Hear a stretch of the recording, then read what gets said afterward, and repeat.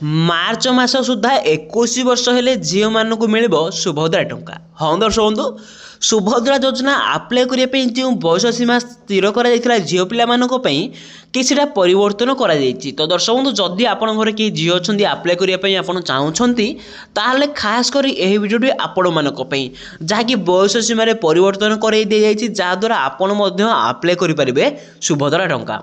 एणुक भिडियोटी को आप शेष पर्यंत देखूँ। तो जो मैंने सुभद्रा टंका ए पर्यंत पाई ना से आसला खुशी खबर जहाँ नहीं आम उपमुख्यमंत्री प्रभाती परिड़ा। मार्च बेलू युवती जदि 20 वर्ष रु 21 वर्ष पाद देते ताहले से भी आवेदन कले टंका पाइबे से बोली कहते। प्रथम किस्तिर शेष दिन हेब मार्च 7। तो मार्च 8 रे द्वितीय किस्ती टंका दिज्व। व्यस्त न होगापी कहते उपमुख्यमंत्री। एवं रेजिस्ट्रेशन कले भी फेब्रुआरी पाइबे टंका। कोटिए चाषी लक्षाधिक हिताधिकारी रेजिस्ट्रेशन कर 80,47,000 महिला को टंका मिल सारी। बाकी आवेदनकारी फिजिकल वेरिफिकेशन ब्लॉक स्तर कहुई अर्थात सरकार तरफ आपण घर को सरकारी कर्मचारी पठाଯିव जी कि आपड़ जब पैसा पाई ना आपणकर से भेरीफाए करेंगे और आपन को केमी पैसा मिल आपन को कहे।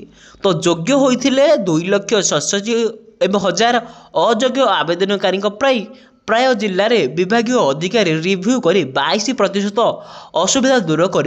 हाँ दर्शक बंधु, अलरेडी 22% दूर कर सारा जहाँकि कौन पर आपंकर भूल भाल अच्छी कौन डॉक्यूमेंट मिसमैच अच्छी केमती ठीक करेंगे ताहा उपर बर्तमान सरकार टीम बुली बुलिका समस्त संशोधन कराउछन्ते।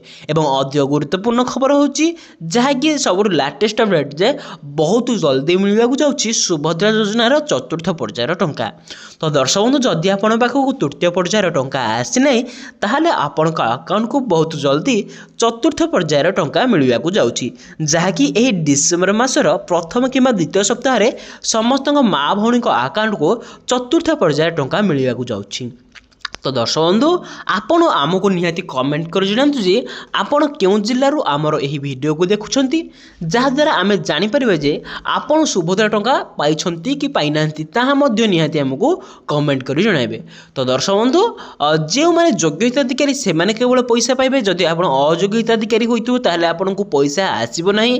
तेनु कर कमेंट करी आमको निहाती जणातु जे आपण सुभद्रा योजनार जने योग्य हिताधिकारी ना जने अयोग्य हिताधिकारी। तो दर्शक बंधु, प्रत्येक दिन पर सुभद्रा योजनार लाटेस्ट न्यूज अपडेट सर्वप्रथम पाइबापी आम चैनल को सब्सक्राइब करी पाखर थिया बेल आइकन को ऑल कर रखतु जहाद्वारा सुभद्रा योजनार लाटेस्ट न्यूज अपडेट आपण सर्वप्रथम आम